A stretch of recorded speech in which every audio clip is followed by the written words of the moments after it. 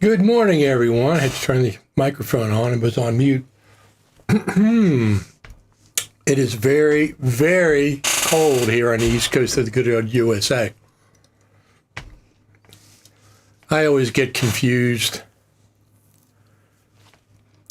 as to what the different weather systems are around the world. I know Australia is 180 degrees different than us. So when we're in the winter, they're in the summer. When we're in the fall, they're in the spring. But the rest of the places, well, Canada is the same as us. I know that much. Our good friend from the good old X platform, I Nobody, got snow. I think we're supposed to get a little 1 inch or something on Tuesday. But you know what? The weather people can't predict the weather sometimes 30 minutes in advance. So I don't put a lot of faith in when they have predictions like days ahead of time. Usually, it's too unpredictable.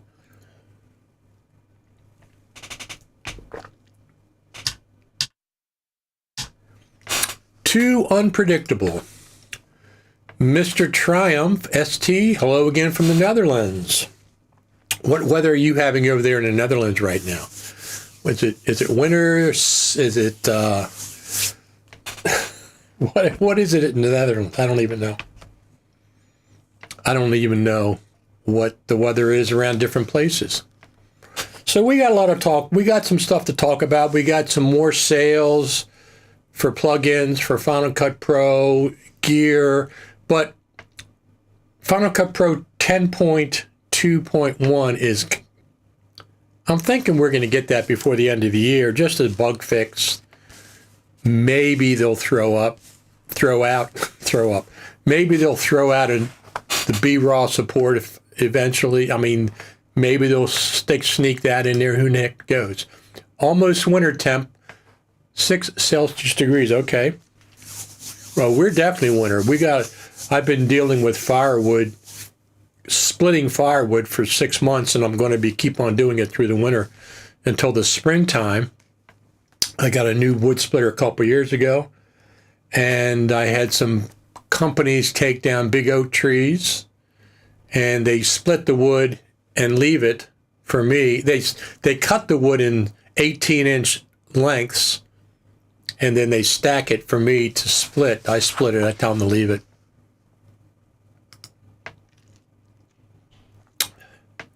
Hello from Quebec. Snow coming this Sunday here.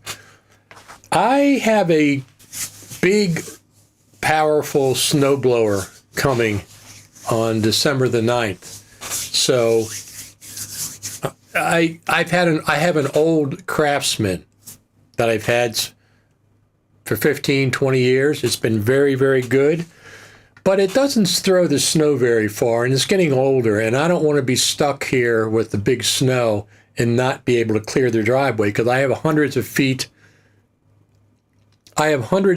of driveway to plow. Probably 120 or 130 just to get out to the main road, and that doesn't include the area around my side entrance, which is the one that I use. That's a big, like a parking lot area, and then there's a paved road that goes down behind the property that I think you've seen sometimes on the camera. I don't know if you can see it. No, you can't see it. It's just below the bird feeder. You can see a little bit of it, a little bit of an edge, and that goes down, that goes back on my property that I usually plow that as well. So I got I got hours of snow plowing to do, but I got the snow plow that I've had. Oh, you know what? I forgot all about that. Let me put this microphone in place. It wasn't in place. It wasn't optimal. Put it that way. Let's put it in optimal. That should sound a little bit better. Yep, that should sound a little better. Now we should be doing good. I had it in the wrong position for the live stream. I keep it here all the time. It wasn't in the right position. So anyway, the Craftsman, I'm going to sell the Craftsman. It's like a 10 or 11 horsepower. It's got headlights, 6 forward gears, 2 reverse gears, and it's been doing fine, but it's older. It's an older technology and stuff, and We don't get that much snow all the time, but we do get big snows sometimes. We get a foot, 10 inches to a foot sometimes more than that. And I have to be able to get the driveway done, so. Only 70 degrees Fahrenheit here in Florida. I wish we had 70 degrees. We had some really warm weather leading up to this next week. Next week was going to be in the 30s or low 40s during the day. Here's our friend Ben from Louisiana. Good morning, Richard. Everyone, absolutely. Glad you could make it. What kind of weather you have down there, Ben? I'm sure it's similar. Let me just do this real quick. I'm sure it's similar to what I'm getting up here because we're both kind of on the East Coast. Kind of. I mean, I'm on the East Coast and you're kind of on the East Coast. You're not really central. So.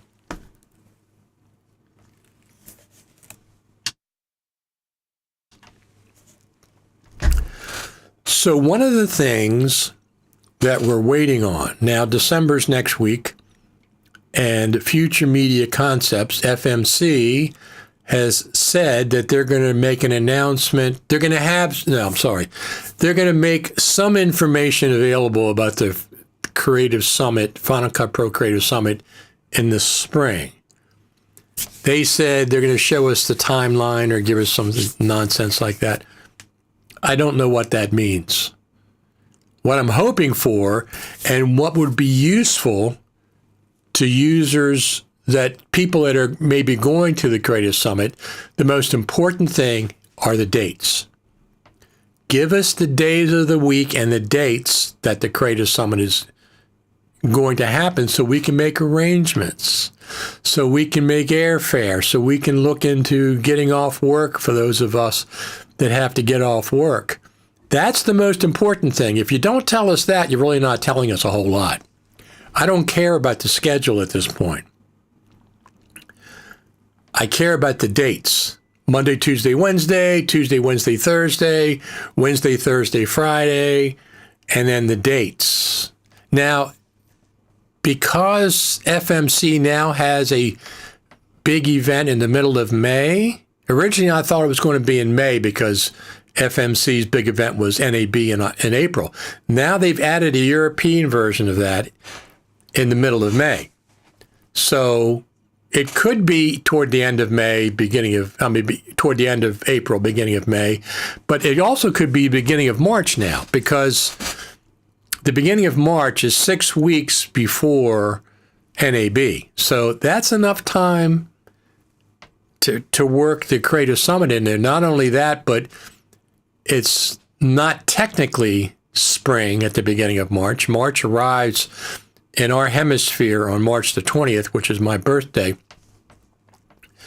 So, but it is, a lot of people consider the beginning of March to be the beginning of spring. So it could be the beginning of March, beginning or mid-March for the Creative Summit. I'm kind of leaning towards that's when it's going to happen. Ben says 56 here. You're warmer than me then. We got 35 right now, 35, so 20 degrees warmer. 27 degrees in Lincoln, Nebraska. That is cold, cold, cold, cold for the daytime. Our friend Eric Emmerich says, bought the Nikon ZR. Is that what it is? We'll have it Monday. My 5th red camera. I may have a problem. Yes, you may, because they are very expensive. I spend a lot of money on some things. I mean, the Mac Mini Pro, the M4 Mac Mini Pro. Since there's more than a year between this and the M5, I may look at getting the M5 when it comes out next spring, next summer, whenever. I may look at it. You have to see. I don't really need it because this M4 Pro is really doing a great, great job. Good evening from Denmark. We were in the negative degrees Celsius, just wow. Last week now are 8 degrees Celsius, translating to, which is about 46 degrees Fahrenheit. That is cold for sure. That is definitely cold, cold, cold. It's okay. I have 2.5 cords of split seasoned oak up here close to the house. I got a big, and it's covered with a heavy duty tarp. So 2.5 cords will typically last us for the winter, through the winter. And then I have more than that just further down the road, further down the driveway. My M2 Ultra will last me another 2-3 years. Absolutely.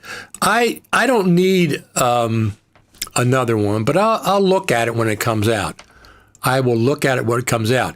So one of the things that with my iPhone 17 Pro Max, I use the Insta360 gimbal with this most of the time. Insta360 gimbal, because I like the gimbal. Now, when I shoot ProRes RAW, you got to have an external drive, probably because of the red patent. That's what I'm thinking it is.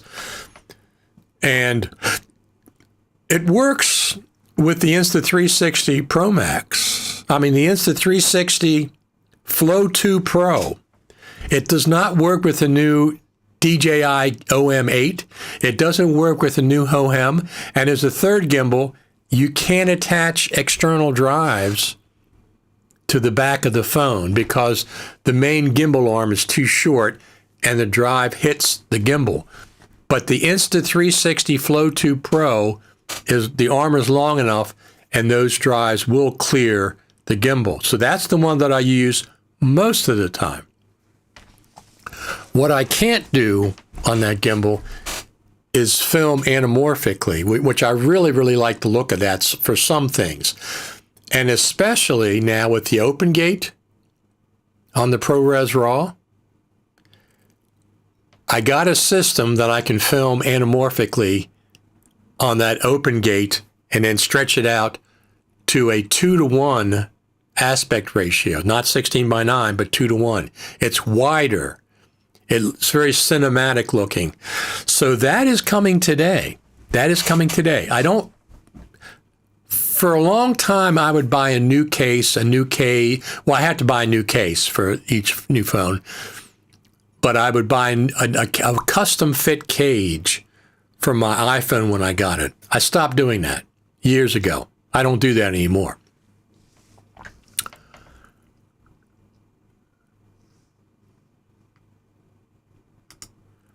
-8 degrees Celsius coming next week in Quebec. Bought the Ripple Training Resolve color grading tutorial with discount. It's very deep. Yeah, they like Resolve. They have a lot of business with Resolve. I would have to say that Resolve gets them more business than Final Cut at this point. And the reason is Final Cut's not updated enough. It's so long between major updates, 6 months or whatever, that they can't keep generating new content for Final Cut because there's not enough new things to talk about. Resolve, on the other hand, is exactly the opposite. Resolve is updated constantly, so they always have new content to put out.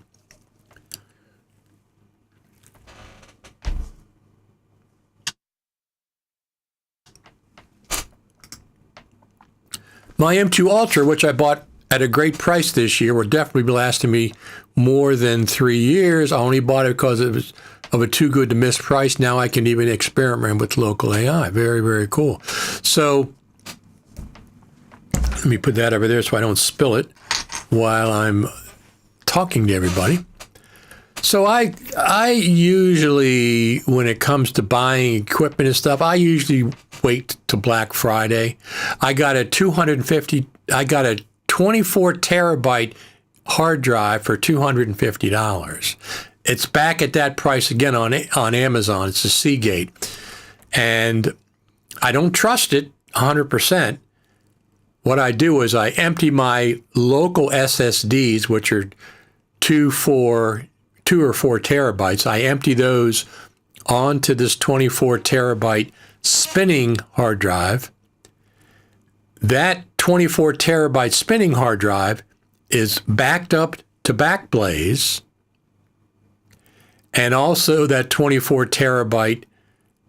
spinning hard drive is backed up to my LTO9 tapes. So I was debating when I got the LTO9 last year whether I should wait for 10. Well, 10 is out, and 10 tapes, LTO 10 tapes, are $250, $300 for one tape. I'm glad I didn't wait. I'm glad I did not wait. It's too much. It's, in other words, 30 terabytes of storage, $250 to $300 for one tape. I just bought a 24 terabyte spinning disk for $250. It's the same price or more than a hard drive. I pay 90 something for a 18 terabyte LTO9 tape. I've got two empties that are completely empty and one more coming because it went on sale for Black Friday. So I copy stuff to the 24 terabyte hard drive, empty my SSDs, including my Mac Mini 2 terabyte SSD, empty that, put it on the 24 terabyte spinning drive. That is backed up to Backblaze in the cloud, and I check it to make sure it's backed up. And I also back it up to an LTO9 tape.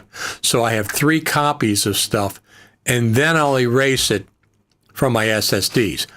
None of this, only 10% of the stuff that I have is mission critical.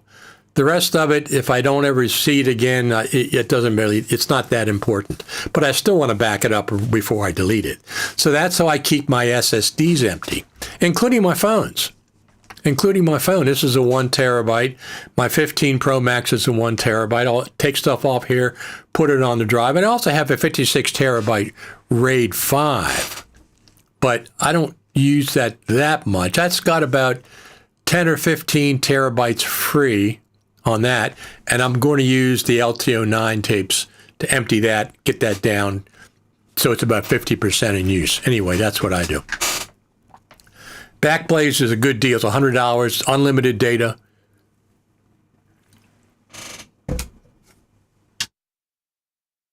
They only restrict you to one computer.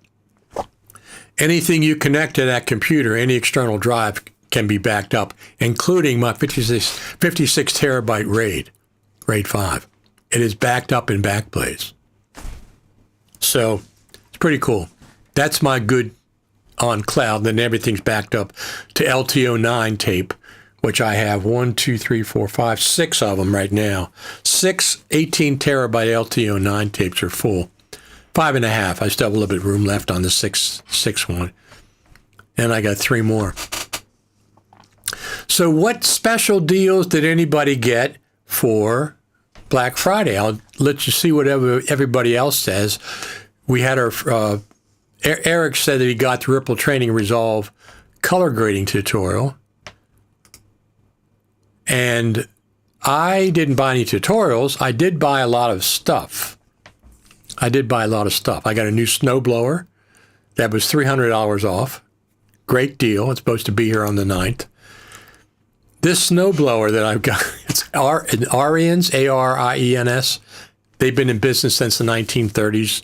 Snowblowers, lawnmowers, all kinds of stuff. This snowblower, it's a 28-inch SHO, super high output. It's got a 306 cubic centimeter engine on it. It'll throw, if the snow's deep enough, it'll throw 72 tons of snow per hour. 72 tons of snow per hour, and it'll throw it as far as 62 feet away from where you're plowing. So I did my research.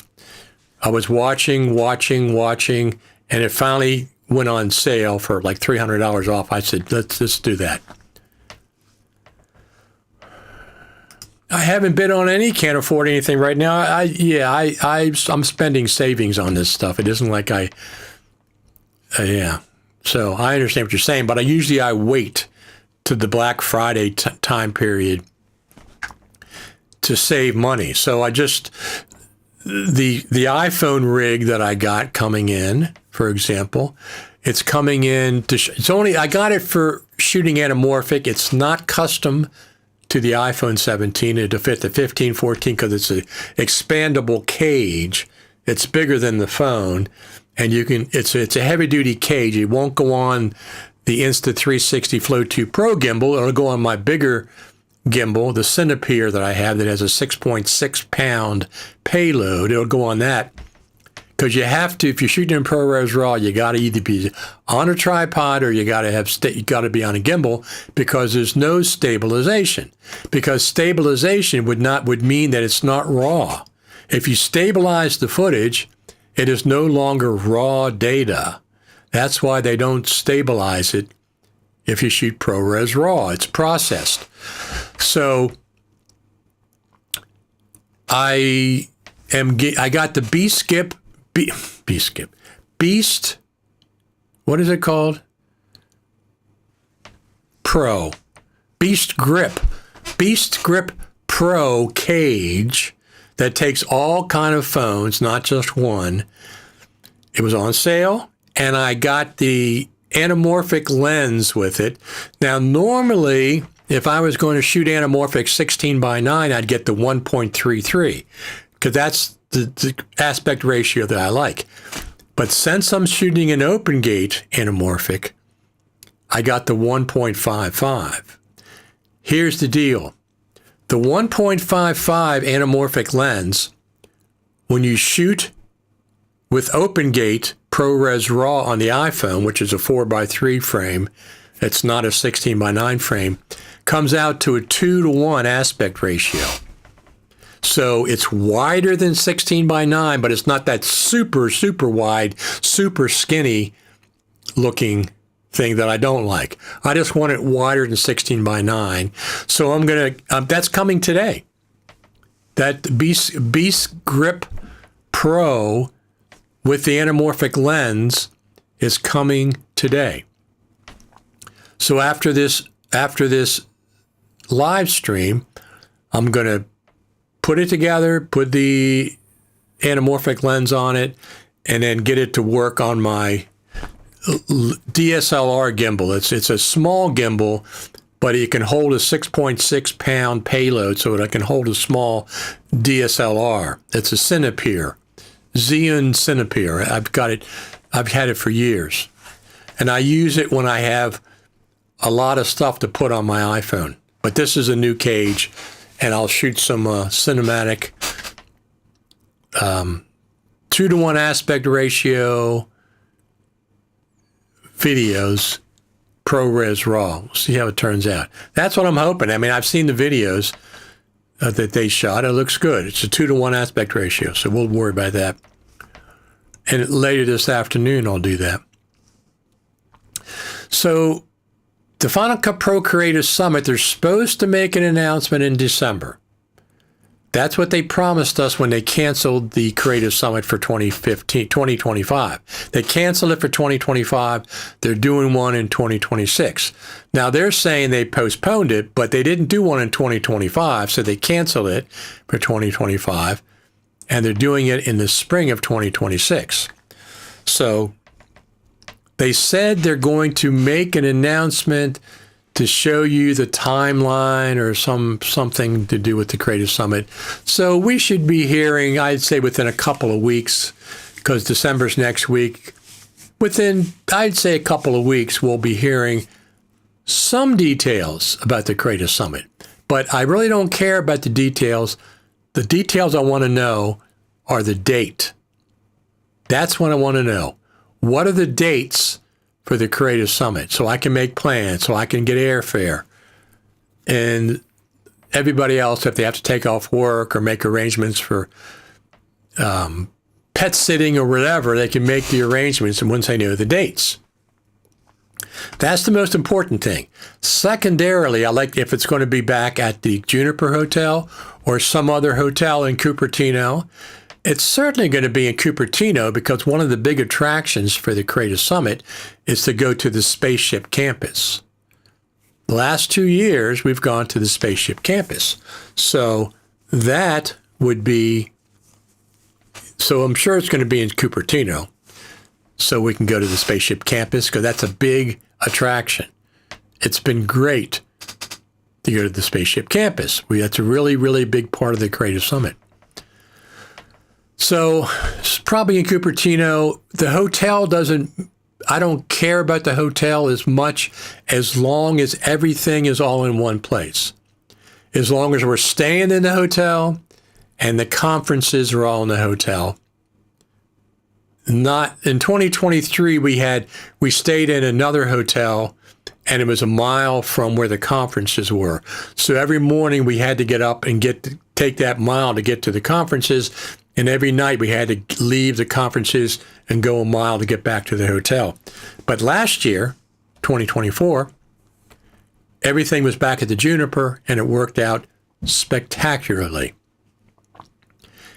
We stayed in the hotel. Right downstairs is where the conference is. Not only that, but this in 2024 was the best catering job that FMC has ever done for attendees. The price per ticket was more, but every day we had coffee down in the lobby. Did we have bagels and stuff? I don't remember if we had bagels in the morning, but at lunchtime they had a great spread of food that the hotel prepared, and it's just like a buffet. You go up and get your own, whatever you want, and then we sit down and chat and have. But the food was really, really good last year, so that raises the price a little bit. I think they said one of those big containers of coffee was hundreds of dollars for. Is it 5 gallons? I don't know, whatever the heck it is. One of those big, containers is hundreds of dollars. So they spent quite a bit of money on the food. I'm considering buying a 4-bay NAS with RAID 5 as an option for local backup. I have a 10 terabyte cloud backup that is fully paid for, and it was only a one-time purchase, but a local backup would be nice. The problem with iCloud, any cloud backup, not Apple, the problem with all those cloud backup services, even with the one-time price, the likelihood of the company going out of business is high. Those companies don't last. So they go out of business, all your iCloud, all your cloud backups are gone. I don't depend on those. Backblaze is different. It's been around for a long, long time, but it also could go out of business. But I don't think so. But these small one-off companies, and I see, lifetime of cloud backup. Yeah, lifetime if you don't go out of business. But if you go out of business, that lifetime is gone. So I don't depend on one of these small backups. I don't depend on those. And as far as a NAS goes, I have a 56 terabyte RAID 5. It's not a NAS. Not particularly fond of NASs. It's just a direct connected RAID 5, Thunderbolt RAID 5 that I've had for years, and it's been steady. I have do I have extra drives for that? Usually I buy an extra drive or two, but I don't remember if I did or not.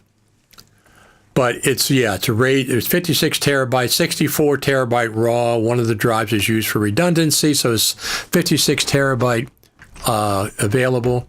And I probably have about 30. I probably have 20 some terabytes available on that, and I'm going to empty that out more. So, what vendor do you have as a RAID solution? Having bought a new M2 Ultra, I have 3 different RAIDs. I have a G-Tech RAID 5, 4 drives. Then I have a Promise RAID 5, 4 drives. And then I have an OWC RAID with 8 drives. It's a in a big look like a Mac Pro tower is what it is. So I have 3 different ones. I use the OWC one the most. I can edit off of it because it's fast enough. It's RAID. It's a Thunderbolt 4. Thunderbolt 4. I have a Thunderbolt 5 cable connecting it, but it's Thunderbolt 4.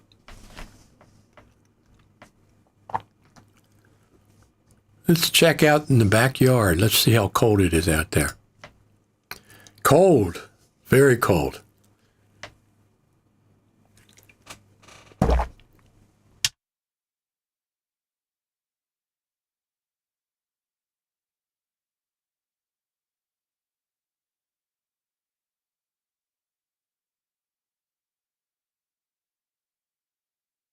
It's not going to be any warmer going forward for the next 3 or 4 days.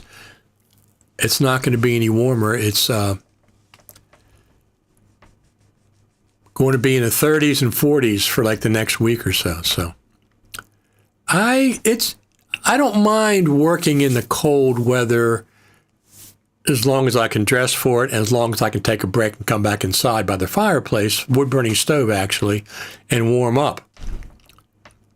And I got one of those battery-heated vests.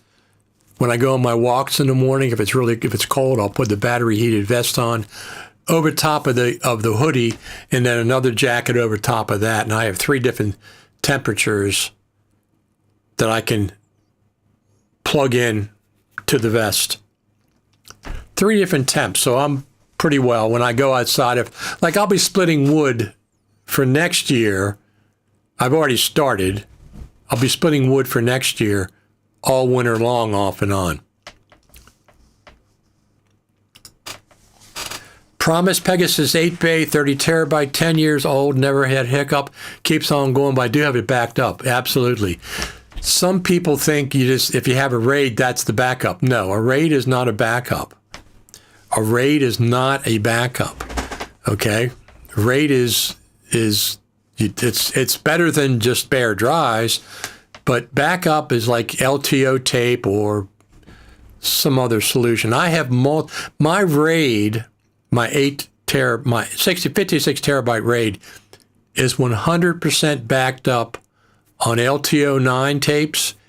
Well, it's not 100% backed up on LTO9. It's about 20 to 30% backed up in LTO9, but it is backed up on individual spinning hard drives. Most of them are 8 terabyte.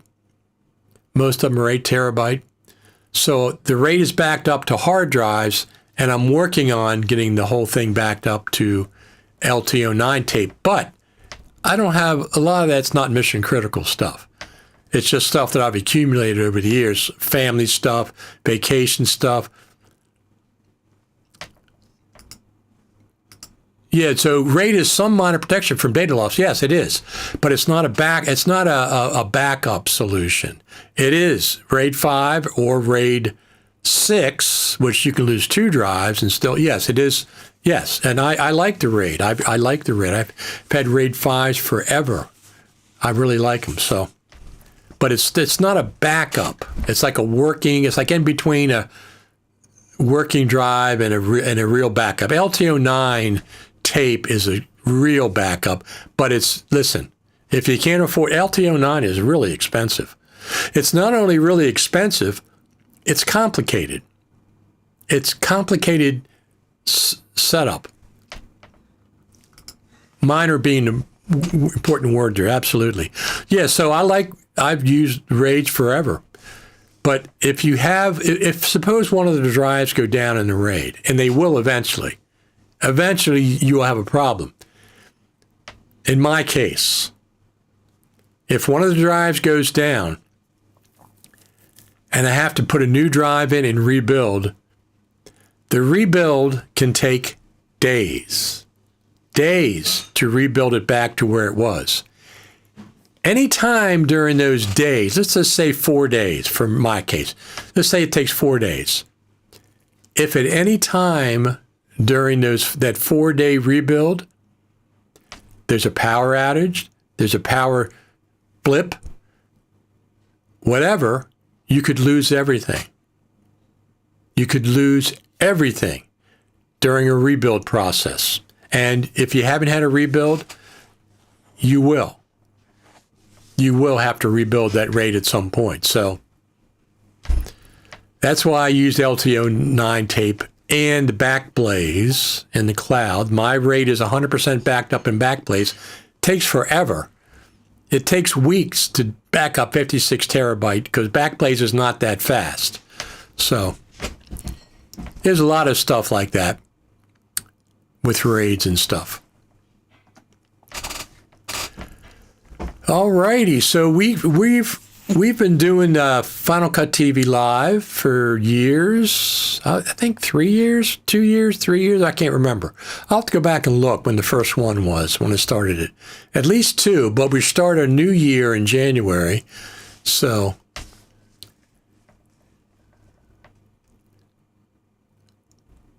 what's everybody thinking about Final Cut Pro between now and the spring for the Creative Summit? Is it going to be radio silence? Nothing going on in the world of Final Cut? I hope not. Besides 11.2.1, which is probably going to be out December, maybe January. Bug fix. I would think they're going to do it before Christmas because they want to go to Christmas break and not have to worry about Final Cut Pro, for goodness sakes. So I expect 11.2.1 to be dropping at some point. Bug fix. One person last week kept asking about BRAW support. I don't know. The Final Cut Pro team says it was doable a year ago. Doable a year ago. Radio silence, not happy about it, but I think that's the reality. So I think it is going to be 2, but I'm not happy about it as well. I think that they should be updating more often than a point, because their point, listen, okay, we got 11.1 in March. It had 3 or 4 features. 6 months later, we got 11.2 for the iPhone. ProRes RAW was the big ticket item. That doesn't affect all of the millions of Final Cut Pro editors out there. It only affects people with an iPhone, for the most part, which I have one, iPhone 17 Pro Max. So 11.2 was not what I would say it was a big feature-rich update. We haven't had one of those for a while. 11 was really good. And the year before that was at the Creative Summit. The year before that, we got 10.8, which was also a big one. Was it 10.8? Was 10.8 the one that had the scrolling timeline, or was that 10.7? I can't remember. But those are both bigger ones. 11.0 last year at the Creative Summit, and the year before that, I think it was 10.8 with the scrolling timeline.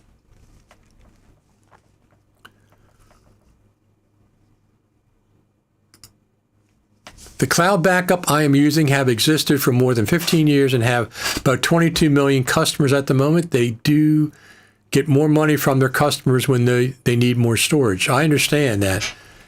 I understand. I'm just saying, I don't trust the cloud as my main backup. The cloud is a backup, is a second tier backup for me. My LTO9 system is my main backup. Spinning hard drives backs everything up. I have the RAID. I have redundancy. If something's important, I have 3 to 4 copies of it in different places. The cloud is not my main backup.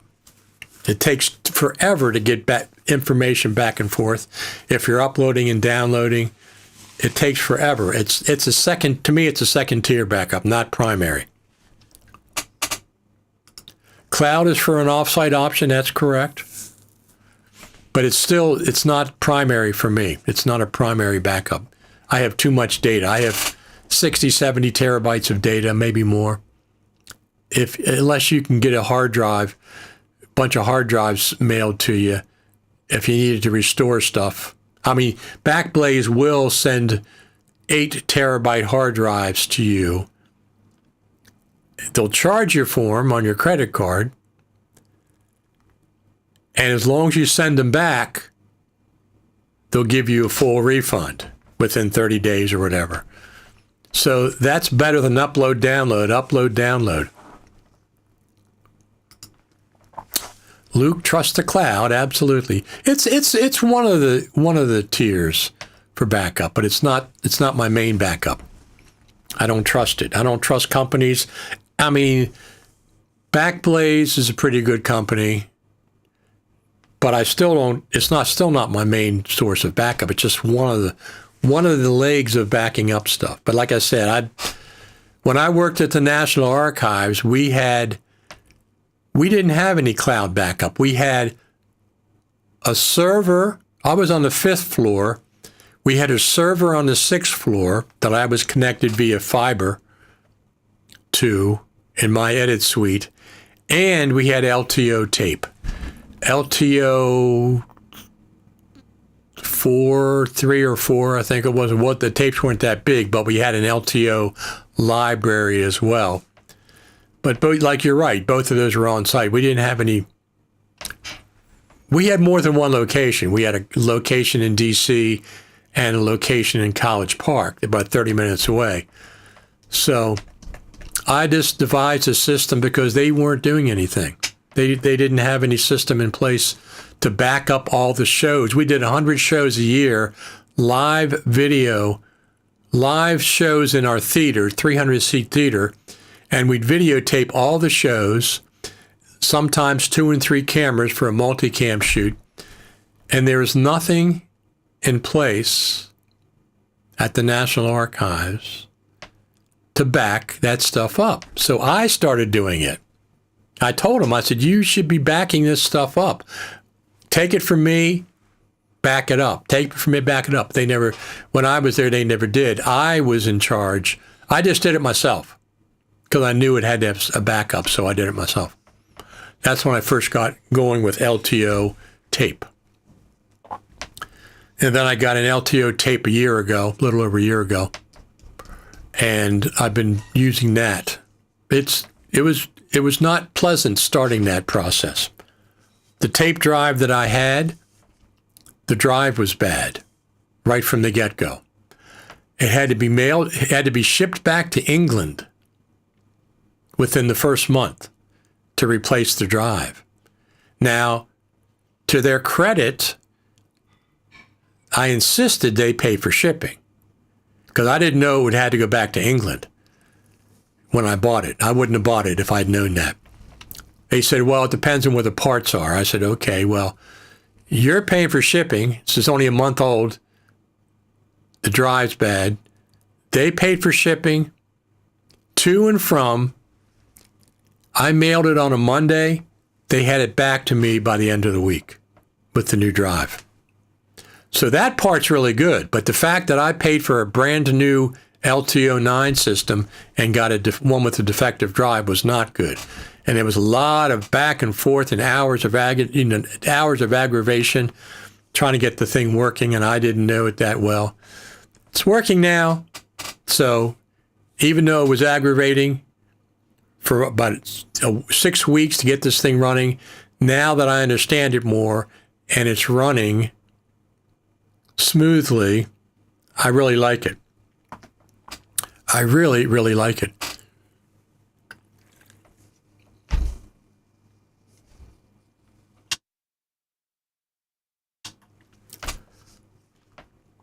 How long ago was that? That was a year ago last August. I bought it in September, and I had to deal with that in August and September. LTO9. It's not for the faint of heart. It's not plug and play like you plug it in and it just works. There's drivers and there's firmware updates. You have to go to this site to download, and it's not like one solution where everything's just like, like normal Mac. I just updated the firmware again. I use, what's that application? I use Canister from Hedge as one of the things that connects to the LTO9 tape.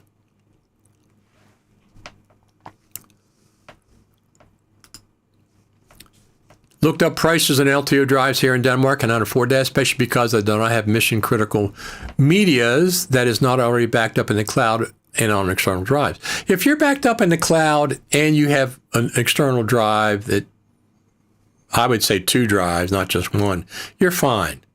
You're fine. I could afford the LTO9 last year. It was not cheap. The drive is not cheap.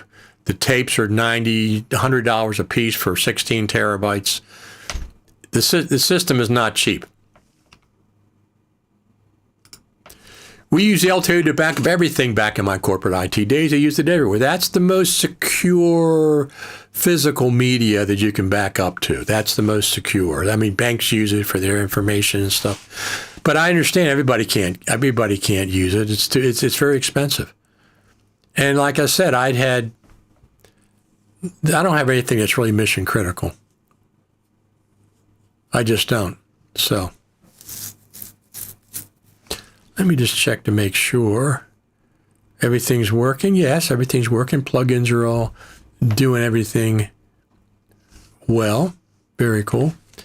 So one of the things when we went to the Creative Summit the last few years, the Final Cut Pro team heard us loud and clear that the pace of development is not what we are pleased with.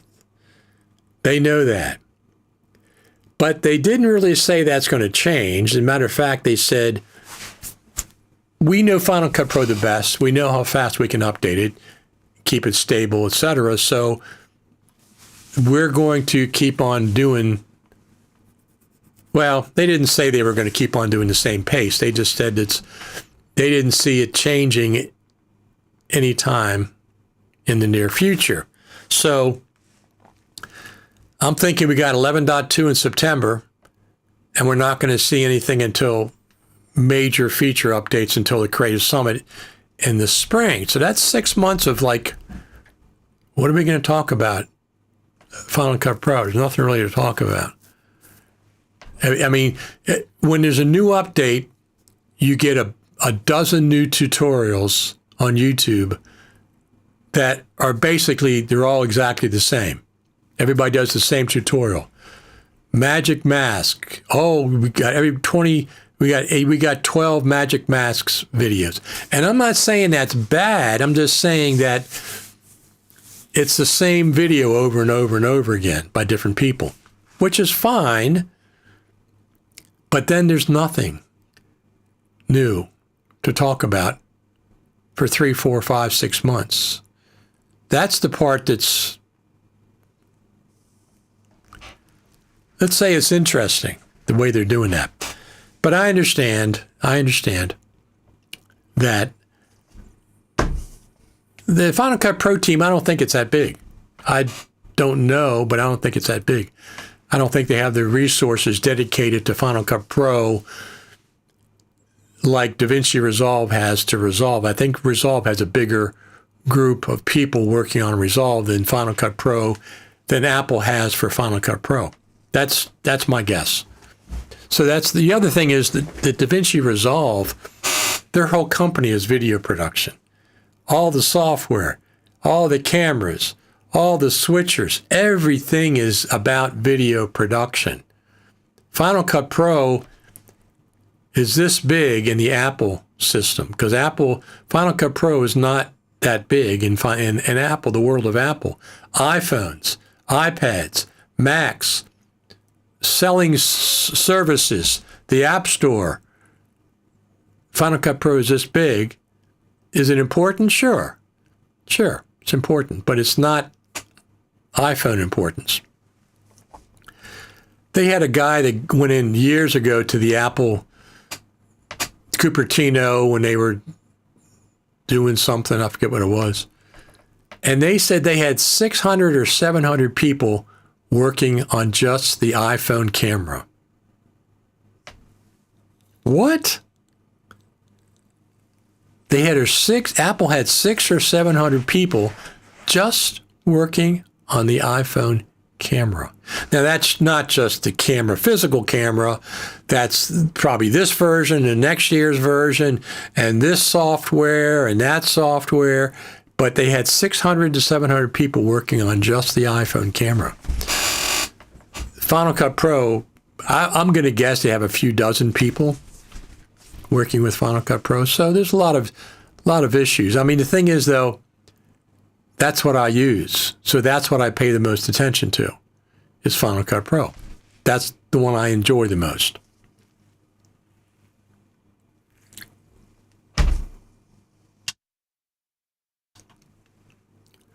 So let me put this over here so I don't spill it. Excellent. Let's look at the backyard.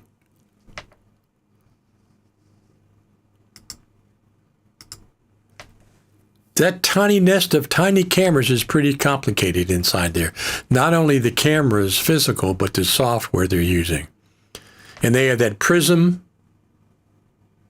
camera for the telephoto. It's not a straight out the lens camera. It's a prism. It goes up, it goes horizontal, up, horizontal, up and horizontal. And they can get a more of a zoom by doing that, because they can't go straight out because it would be an inch thick. 8 times zoom. I've used it a couple of times. It's not too bad. Engineering, development, working on the next iPhone coming out. I mean, it's all those things. And that was then. I don't know what they're doing now, but I suspect that it's probably more of the same. But anyway, so the Final Cut Pro team and the pace of development, it is what it is. If you want fast-paced development of your NLE, go to DaVinci Resolve. If that's the most important thing to you, go to DaVinci Resolve. I have DaVinci Resolve. I use DaVinci Resolve. I like DaVinci Resolve. But the first thing that I grab for editing video is Final Cut Pro. Now, if they could come out with a big update this spring, 11.3, let's say, let's just presume they're going to be 11.2 dot something between now and the spring, and then 11.3 for the Creative Summit in the spring. If they can add a roles-based mixer and they can add text-based editing, they would be, plus some other things, but those two would be gigantic features. And who knows what else they're going to add? Some AI stuff, whatever. I mean, they already have some AI stuff for machine learning. I don't really know the difference between the two. I mean, I know the difference, but I'm saying I don't really know, as far as Final Cut goes, what exactly, what does what. I know they have voice isolation is machine learning or AI or whatever.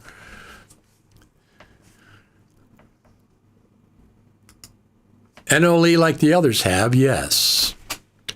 So we'll see what happens. I expect 11.3, or could they name it 12?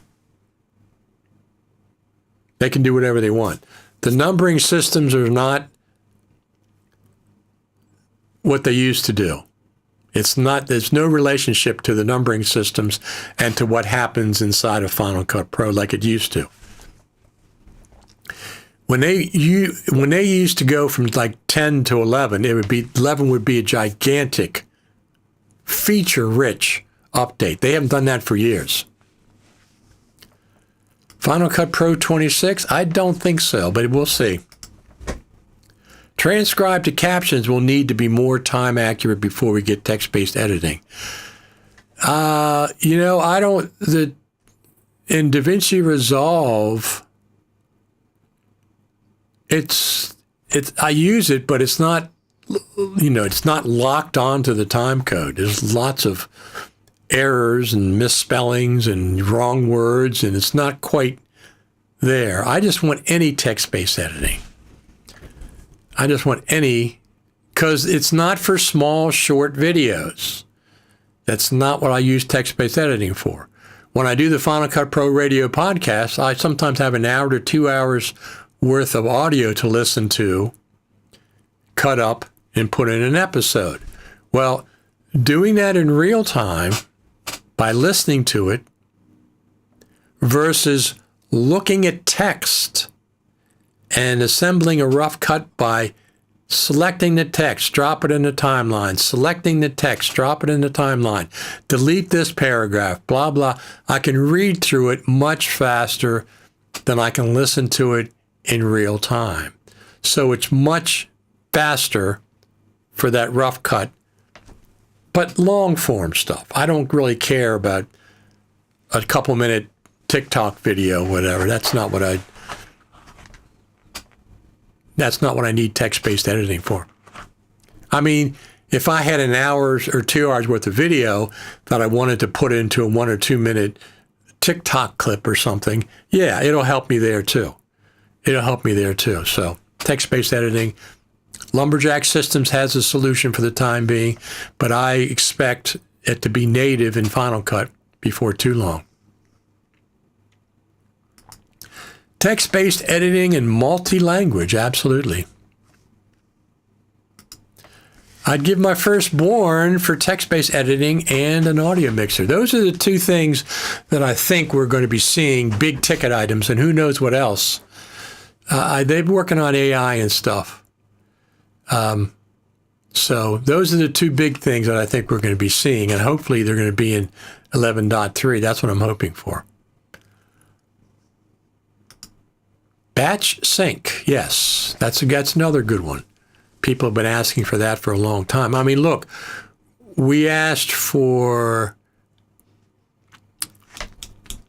what was one of the things we asked for? I mean, I was scrolling timeline.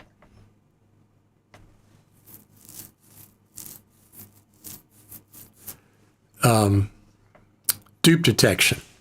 Took them over 10 years to get an industry standard. I mean, every NLE has dupe detection. You need it for doing films. Over 10 years to get dupe detection. I mean, from the outside, it doesn't look that complicated, but of course, we don't know. At the moment, Apple is hiring more people for the Vision Pro than for their Pro apps. The Pro apps team have been in, it's already there. It's been there for 15 years. So they're not hiring for it. It's well established. Now people retire and they bring people in, or they needed one of the new things that they're doing is says they're hiring is Pro Apps Acquisition. What? Pro Apps Acquisition is a position that they were hiring for. What exactly what are you talking about? Maybe Pixelmator Pro is an example of that. But a specific person for Pro Apps Acquisition is interesting. Yeah, someone go around buying up Pro Apps from other companies, but why now? What are they looking to accomplish in 2025 and 2026 that they haven't done in the last 15 years? Team group working require modification to Final Cut library system, a big thing to fix. Yeah, well, we don't know what's going on there. Here's the thing to me. They would not catch me off guard if they had a brand new version of Final Cut they're working on. Maybe it's written in Swift language. Maybe it's infused with AI stuff. It would not surprise me for them to come out and say, hey, look, we got a brand new version of Final Cut. Not the same as when Final Cut Pro 10 came out. Please, don't do that transition. They know that was a mistake. They're well aware that was a huge mistake, but the Final Cut Pro team didn't really have input on how that transition went. The Final Cut Pro team did not say, hey, pull Final Cut Pro 7 from the App Store. We want to only go with Final Cut Pro 10. That's not something the Final Cut Pro team, I doubt very much, was involved with. That was corporate App Store people, whatever. And Steve Jobs found out and made him put it back. Swift rewrite is more a Final Cut Pro 12 target. It wouldn't surprise me if 12 came at any point. They don't have to go from 11.2 to 11.3 to 11.4 to 11.5. Look, they went from 10.8 to 11. Okay? They updated to 10.8. A year later, they updated directly to 11. So they skipped 9, 10, and got to 11. So the numbers, they don't have to get up to 11.8. They could do 12. If there was a new version of Final Cut Pro written in Swift or whatever, they could go right to 12. I doubt if they would call it 11.3. I think they would call it Final Cut Pro 12. But I'm not saying that's going to happen. I'm saying it wouldn't surprise me. Wouldn't surprise me at some point. They're doing something, it seems like. But anyway, if you're going to use Final Cut Pro, me included, this is the update pace, the upgrade pace that they've established for it. And they know we're not satisfied with it, with the pace. Most of us, we'd like to see more done, but that's probably not going to be happening. So if you want to use Final Cut, this is the pace that they're going to be developing at for the time being. For the time being. Did anybody buy any plugins for over the Black Friday holiday season? So BrettFX has a plugin, has a sale. Our friend Coremelt, Roger Bolton, has a sale. Let's go over there and look at those real quick.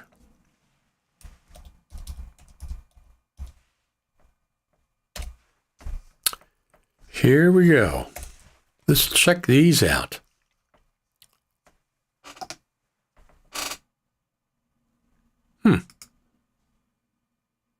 That's weird. Let me,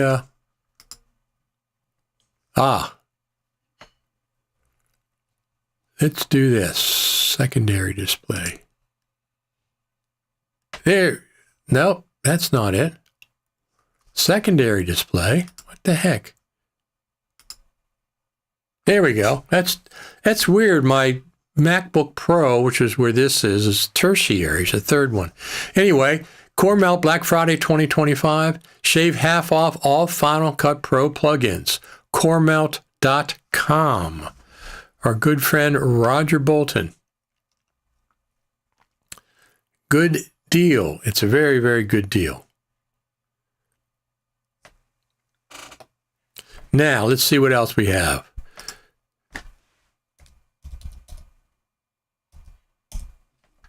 Let's see. Here's another one. This is BrettFX, our good friend Brett. Build a bundle. Save a bundle. You can buy everything he's got for 99 bucks. I like those bundles. That's a great, great deal. Everything bundle, $99, 80% off regular price. Those are two of our friends of ours, and they have great prices on their bundles. It's not unusual.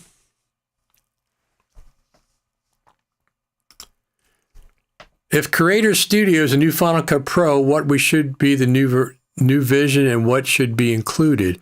So let me see something here. Huh. This is, some of the sales have been tempting. So one of the things that I did this video. This is the best system to record ProRes RAW and 32-bit audio onto your iPhone 17 Pro Max. We have the iPhone 17 Pro Max. We have a 2 terabyte SSD from Afro.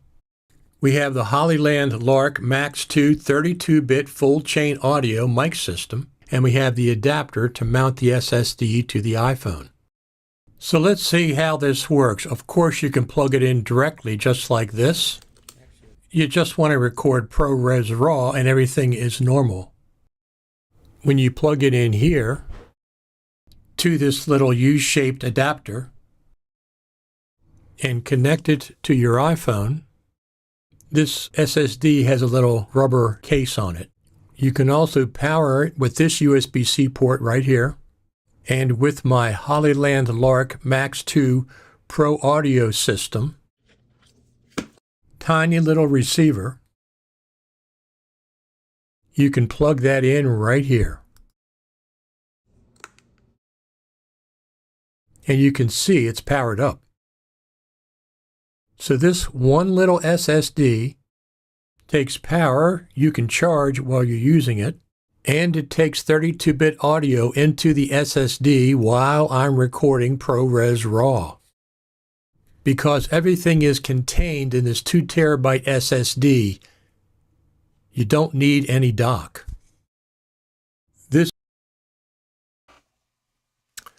You don't need any dock like the Lexar system. I have the Lexar system around here somewhere, but it needs a dock for audio and needs a dock to power, to run power through. So this little SSD has it built in. You don't need a dock. It's tiny. Excuse me. Tiny. Let's take a look outside.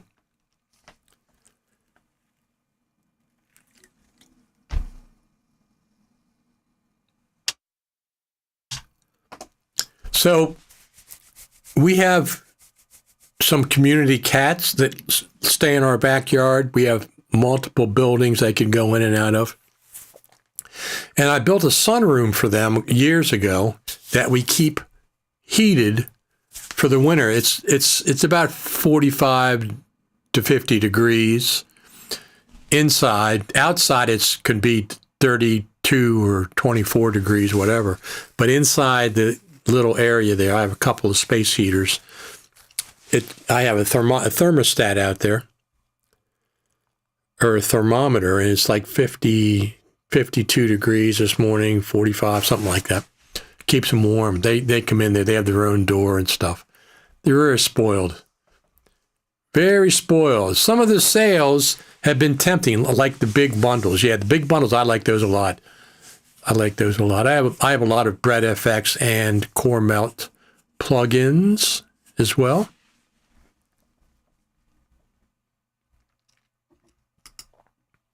They are also hiring for Final Cut Pro at the moment, but does not have as many job openings as they have for Vision Pro, which means they are not going to drop Vision Pro in the near future. Vision Pro is this many people. Final Cut Pro has 5 or 6 million users. Vision Pro maybe has a few thousand, 10,000 users. There's no comparison in numbers between Final Cut Pro and Vision Pro.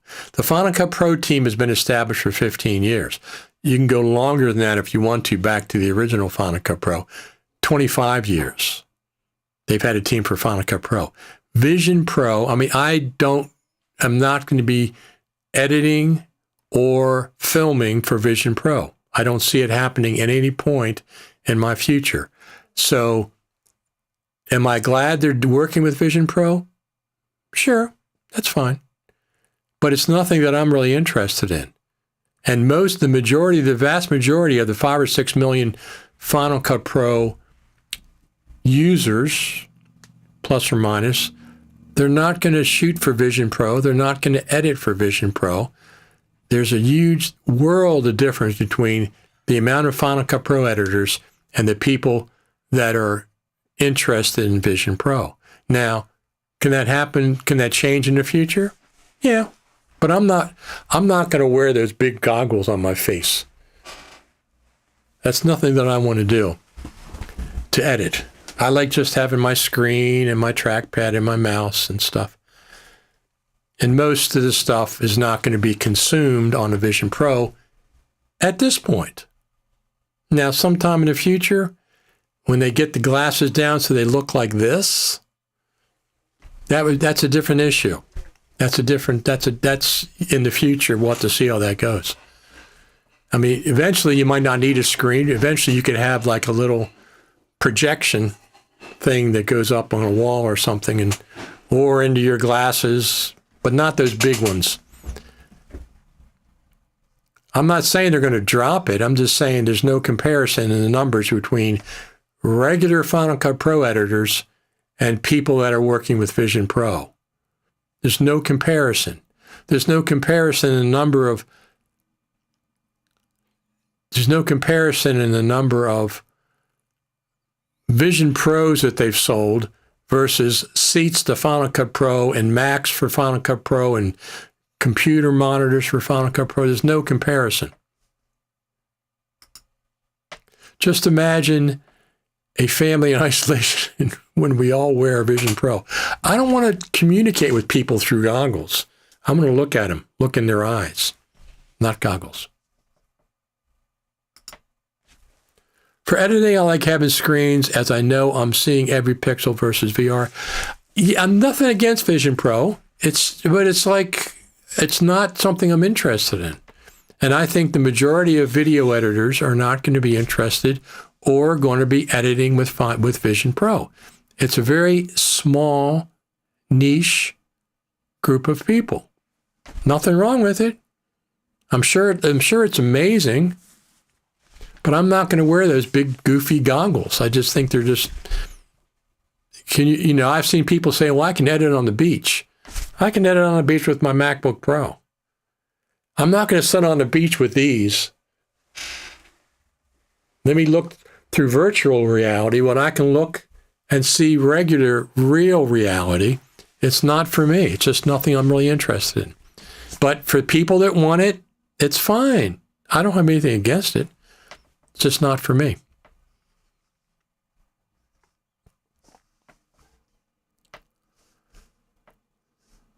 So maybe I might be going to a Christmas parade tonight on Main Street. Have to see. It's cold. I can wear my vest. I wear a hoodie, the electric vest, the heated vest, and then a jacket on top of that. And if I go, of course, I'll be filming with my phone. Something. Let me see if I don't think it's been delivered yet, but I'll just check.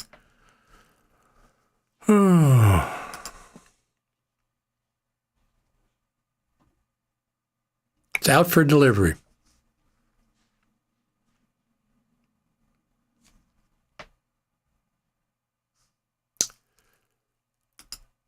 Vision Pro may look like 3D if not promoted and done correctly.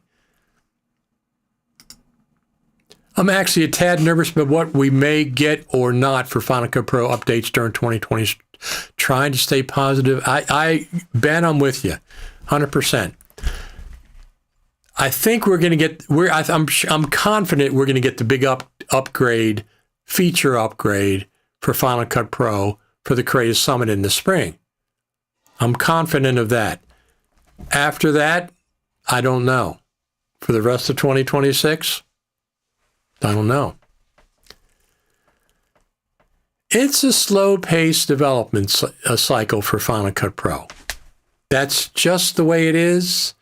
If you need something faster, jump into DaVinci Resolve. If that's your criteria for NLE, jump into DaVinci Resolve. Now, it's not a criteria, but sometimes it's a little bit frustrating that everybody else has had text-based editing for 2.5 years, and we still don't have it. 2.5 years, Avid, Premiere, DaVinci Resolve. 2.5 years, NAB, they all came out with it, at least in beta, and we still don't have it in Final Cut Pro.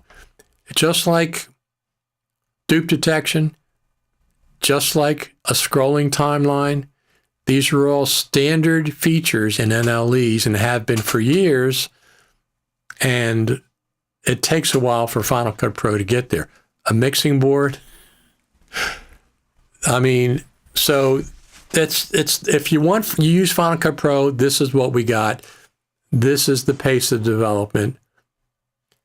When they do a big feature, like 11 was big, 10.8 was big because it had a scrolling timeline. I think that was 10.8.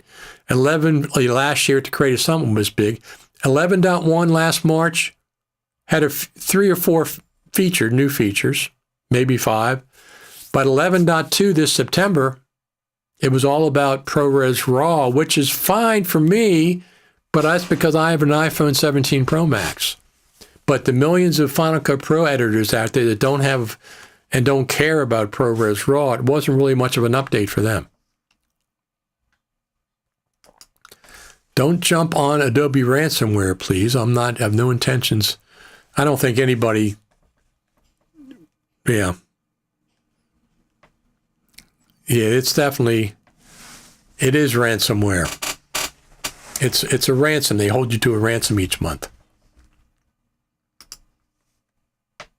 Got to go to work, Richard. Another good show. Chin up. Got to go teach some people how to handle dogs. Keeps me out of trouble. Have a good weekend. See you all next Saturday. Absolutely. Unless there's something happens during the week, we could get information about the Creative Summit in December. We're supposed to get some information. We'll do a live stream about that during the week, whatever. And then we'll have our annual Final Cut Pro Christmas show as we get closer to Christmas. That'll be during the week as well in the afternoon. That'll be during the week as well in the afternoon. So I'm looking forward to getting my Beast Grip Pro rig today. I'm going to assemble it all together, put my iPhone 17 Pro Max in there, put the lens on, put it on a gimbal, and see how it works. See how it works. I'm only interested in the anamorphic lens with the full sensor. I'm not interested in 16:9 because that's really long and skinny. I'm interested in the full frame version of optically compressing the frame. Did nobody else got anything for Black Friday? Just I'm the only one? Couple of plugins here, couple of plugins there. Think about this. Software development companies make good profits for a decade at least on a traditional pay schedule, but now they say without a subscription they can't make a profit. Yeah. I mean, give us a choice. Give us a choice.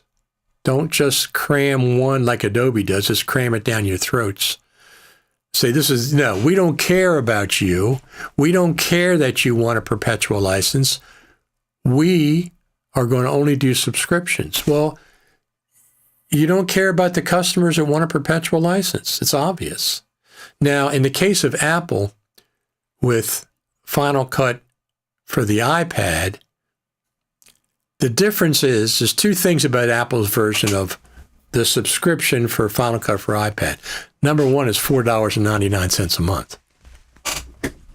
Number one is $4.99. That's so cheap. It's really, really completely reasonable. I wouldn't pay for Logic Pro, but for Final Cut Pro, if I wanted to edit on an iPad, that's fine. The other thing is, it's simple to start and stop your subscription.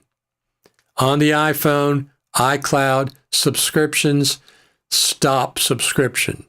Simple. Not like Adobe. They put you through the ringer. They want to charge you $400 to if you're going to do it early, if you're going to end the thing early. What hogwash. I've heard horror stories. I would never in a million years support Adobe's subscription model. Not talking about the software. I'm talking about Adobe corporate and their subscription model. Never in a million years. It's absolutely ransom. Oh, I forgot. Final Cut Pro for iPhone app would be grateful as a companion app. So, interestingly, Logic Pro's had a companion app for the iPhone and iPad forever. Logic Pro 10. Final Cut, they've never done that. We'll have to see how that goes. It would not surprise me, since Adobe has a free version of Premiere for the iPhone, if the Final Cut Pro team did a free version of Final Cut for the iPhone versus the paid version on the iPad, or just extend the iPad version to the iPhone for the same $4.99 a month. You can do either one. That would not surprise me. Although Final Cut on the iPhone is difficult, LumaFusion on the iPhone is fine. They developed LumaFusion as a touch NLE right from the get-go. They're not porting a version from the Mac over to the iPad and iPhone. They, right from the beginning, it was for touch. So LumaFusion is more advanced as far as development for the iPhone and the iPad. All right, I think I'm going to get out of here for today. Thank you. Absolutely. First off, we want to say thank you to the Final Cut Pro team. Thank you very much for giving us Final Cut Pro. Please give us more. Let us know about the Final Cut Pro Creative Summit.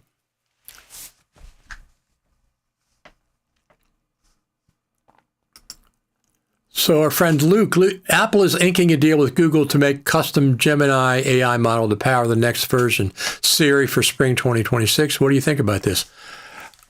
I think that I have nothing against AI whatsoever. I don't want it to do some things for me. As a musician, I don't want AI to write my songs. Maybe if I got stuck on a song and I just needed one little bridge or something, I would say, hey, AI, can you make a bridge from this chorus to this verse or something if I was stuck? But I don't want it to write songs for me as a musician. I don't want AI to edit for me. I enjoy editing, storytelling. I enjoy that. That's the art of editing. I don't mind it doing a rough cut and say, hey, can you take all the ums and ahs or obvious bad takes and put it in a timeline? Make me 2 or 3 different timelines with different cuts. Rough cut, that's fine. I have nothing against AI whatsoever. I mean, but we've all seen Terminator and Battlestar Galactica, haven't we? We've all seen that, so let's put some safeguards in place. Yes, I bought a few plugins. An AI Upscaler plugin for about $25 was $99 and $50 at Black Friday. 50% reduction at $25. I will be doing the little trial for Logic Pro, just not starting it until I need to get the most out of it for the 90 days. So Logic Pro is also 90 days. That's interesting. Yeah, absolutely. Yeah, I've had Logic Pro since the beginning. I had it before it went over to 10. I had Logic Pro 6, 7, 8, whatever, on the Intel versions. I switched from Digital Performer, which is what I originally used, and went over to Logic Pro. Now I just use Logic Pro. I might update my Digital Performer because I have some older projects on it, but probably not. Probably not. But let's also give a round of applause to everybody that watches every Saturday. All you people keep coming back. You keep encouraging me to do these shows, and I enjoy it. Absolutely. Support your developers who make Final Cut Pro plugins and tutorials and stuff. We'll see. Oh, Ecamm Live is 40% off right now. Ecamm Live is 40% off if you want to consider. That's what I use for doing these live streams. I send one stream to Ecamm Live servers, and they spit it out to YouTube, Facebook, Instagram, X. They take care of all that. I'm only giving one stream, and they're doing the rest. That's one of the benefits. It's also a great piece of software. I've been using it for 5 or 6 years, something like that. I can't remember how long. My first Logic Pro was on a DVD installed disc, just like Final Cut Pro, absolutely. And mine was too. Logic Pro is a really, really good application for music, and I do my podcast, Final Cut Pro Radio. I'll have a new one out probably in December to wrap up the end of the year. We'll have a new version of the podcast out. We've been doing the podcast for quite a while. But I want to thank all you for showing up. We are going to be, don't forget to subscribe over there at the YouTube channel. More subscriptions, the better. We're approaching 700,000 views on YouTube. I think I'm going to hit 700,000 views of all my videos before the end of the year. 700,000 is, for me, that ain't nothing for some of these big people, but for me, 700,000 views on YouTube is a big deal. So I think we're going to hit that. We're at 693 right now. I think we'll hit another 7,000 between now and the end of the year. If not, shortly thereafter. So that's a pretty big deal for me. And we have, this is my channel, of course, youtube.com/RichardTaylorTV. Don't forget. Vision Pro is like the Pro display, cheap for people who have the need, like covers for the Pro XDR. Right. Well, it's just a matter of what you want to do. I like editing on my flat screen, and I like using the mouse and the keyboard. Vision Pro, if they got Vision Pro down to this somehow, I'd be more serious about it, but it just doesn't interest me that much. Just like Final Cut on the iPad, I really don't have anything against it. It just doesn't interest me. I have Final Cut Pro on the Mac. It's more powerful than the iPad version. So, and I got all these plugins. I got thousands of plugins on my Mac. I can't use them on the iPad version, so there's nothing there for me. But if you came up using touch interface, using iPads, using phones instead of computers, I completely understand, and that's great. If you like the Vision Pro, that's fantastic. That's fantastic. There's nothing wrong with it. It's just not for me. So I'm going to get my Beast Grip Pro. It's on the way here. It's out for delivery. Put together some stuff. If you guys want to see what's going on, go over here to this place. Oh, yeah, wait a minute. I got to go above. Here. Facebook.com/groups Final Cut TV Radio. And I post stuff there more than anywhere else on Facebook. Even stuff, it's just more of a general place, but it's mostly Final Cut Pro. It's mostly post. It's audio. It's mobile filmmaking.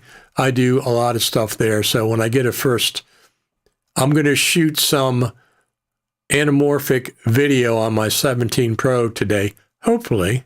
I presume everything's going to go okay. And I'll put up some screen grabs over here. And I'll put them on X too. I'm also on X platform. So